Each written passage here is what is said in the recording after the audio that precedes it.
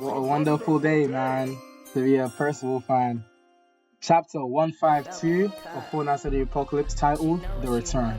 So we start out with Worlding questioning who Percival is, not believing that that's him.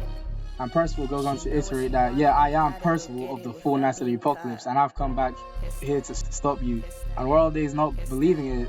She says cat and asks for some proof, and then there's the proof with everyone still being alive, despite being, nicked in the heart last chapter. And they're all quite surprised from this, since they all recognize that, yeah, they got pierced in the heart, but he's one of the greatest healers in the series, bar maybe Elizabeth herself, and actually he might have the best healing in the series, because only he can remove like the cage shit that he does, doesn't he? So yeah, he goes on to question about where is the Percival sword, but we come to the revelation that Tristan took it. Percival was like, yeah, of course he would, and isn't really like too upset about it. And yeah, I can see Tristan taking the Percival sword as well to keep the handle of darkness, the dragon handle safe. But if he is captured in the cauldron of Owl, I'm not gonna pronounce the word because I don't have it in front of me, so I'll just put the name up here when I'm editing. But if he, excuse me, if he truly is in that, got captured, then that means doesn't Arthur's forces have the dragon handle? So yeah, Worldane is just shocked that Percival really is alive and immediately goes to blicking and saying die one last time. But Percival, he's too cool for that. He deflects all of them with just a magic blade. Obviously, it looking way more refined than when he originally used magic blade against what's his face, Talisker, when he first met Narcissius, isn't it? That's whoa, hold on, let's pause and rewind. That's a parallel right there. Him using a magic sword against a magician with Narcissius in the cut. This is a callback. It's a callback. I mean, there's already a lot of parallels between Percival and Meliodas.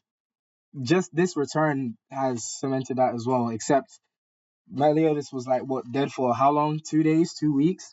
Percival was out here in the afterlife for 2 goddamn years. Like, what was he like? They must have a gym in the afterlife because it was affecting his body. So Worldane is like, yeah, nah, I'm dashed. Let me get some distance. I starts chanting the spell. Nope, not letting that happen. Percival slashes Worldane's helmet off. Can we note that Percival seems to be getting in his Lancelot bag as he's trying to be ambidextrous using his left hand rather than his right. So yeah, he seems to be getting in his ambidextrous bag as he's using his left hand when we know he is right-handed. So maybe he copied the idea from Lancelot, and he questions Worldane if she still wants to face him on. And Worldane, no light in her eyes, is like, yeah, why not? Of course I do. Uses a spell called Dark Destroy, letting out black light and destroying the surrounding Fairy King's forest. But Percival says a chant, Nadula Gimala, and Worldane gets the Chion treatment as all her life seems to be sucked out immediately. The sixth is noting that how dried up like a mummy she is. You think just being in awe at the power of a life spirit. And Worldane goes on to reveal that, Percival killed the human part of her. So Percival is shocked to see that, that she's half human. So that's why she didn't immediately die. But I think it's worthy to note how quick Percival was to actually kill her. The same Percival who prior to the time skip was much against killing when there could be alternatives, which makes you really think that in his time as a life spirit in the past 2 years, he must have seen quite a bit of death. Because a lot of people can die in just a day, so imagine over the course of 2 years, obviously as a life spirit, he has no choice but to do his job to keep the natural order of the world, so he must have seen quite a lot of death and have come to the terms with the fact that it needs to happen. And especially seems to have instilled the resolve to take the lives of people who fight against him. But it's quite terrifying at the same time to see how nonchalantly he says, no wonder you're still alive, this after the failed attempt at killing a person. Like this ain't the same Percival as last time. It could be a nod to how Meliodas was different as well when he came back to life and was more heartless. But we'll see how things is. I don't think it's up to the same level as that, but we'll see how things go as time progresses. But World Dane is just geeking at how Percival is just exceeding her expectations, but notes that he still is a child to her and Percival doesn't have the capacity to beat her. And Percival's like, whoa, slow down there, buddy. You said I was gonna beat you. Nah, and then King, with no Magic Johnson debuff, gets the Spirit Spear and booms World Dane immediately.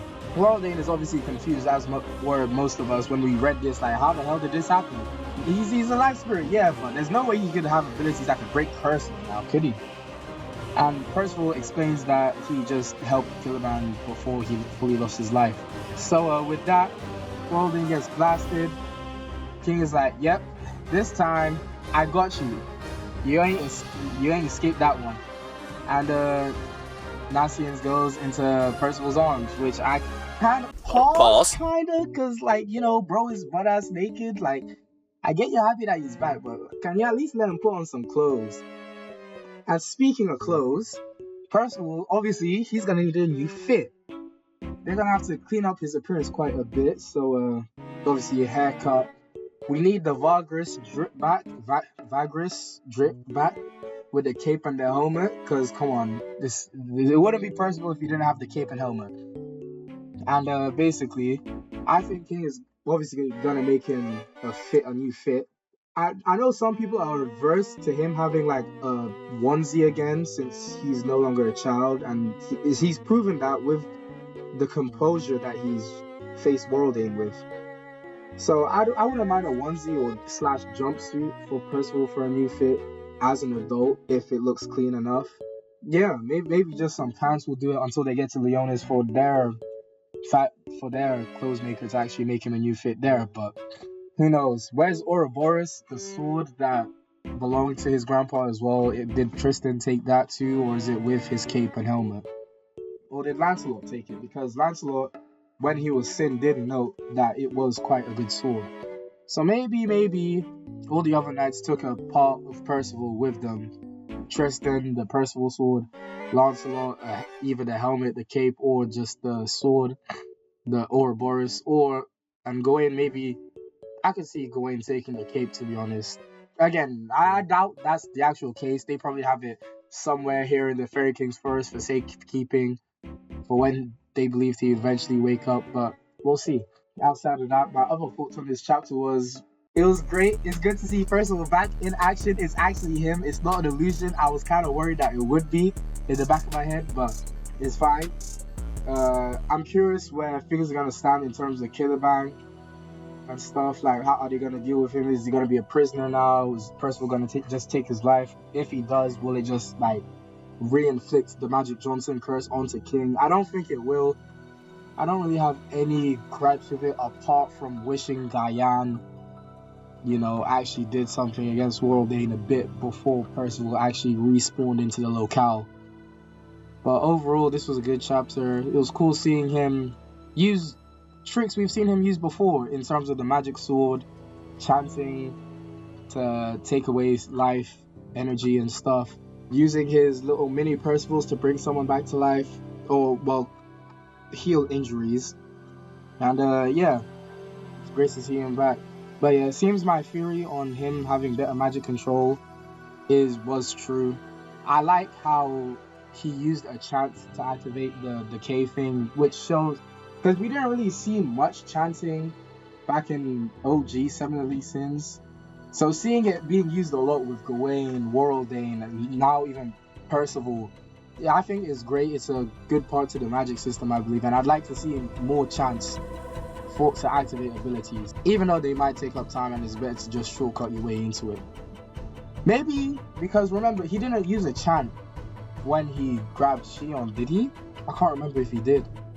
Yeah, maybe he had to use the chant because he wasn't making direct physical contact with World Dane. So maybe that's just to make up for it. Otherwise, if he could just do it with wordlessly, that would be broken. Wordlessly with no physical contact with the target, just take away their life. Ooh. Ooh. I mean, maybe you will get to that point come end of series, but only time will tell. But yeah, thank you for listening. This has been Afro Blaze, Seeker of Manga, with my review and thoughts of chapter 152 completely done. Let's see what happens in chapter 153. And hopefully, I can get this video up the day before leaks end up dropping. But I can't promise that. I just looked at my rotor and I might be cooked, gang. But yeah, take care, guys.